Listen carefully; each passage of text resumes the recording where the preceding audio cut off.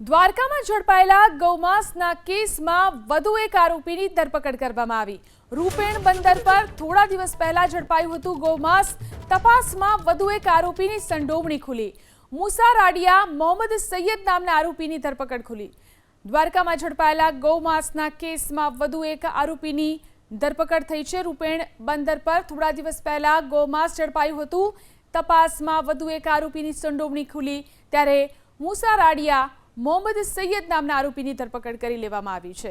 વધુ એક આરોપીની ધરપકડ કરવામાં આવી। રૂપેણ બંદર પર થોડા દિવસ પહેલા ઝડપાયું હતું ગૌમાંસ। તપાસમાં વધુ એક આરોપીની સંડોવણી ખુલી।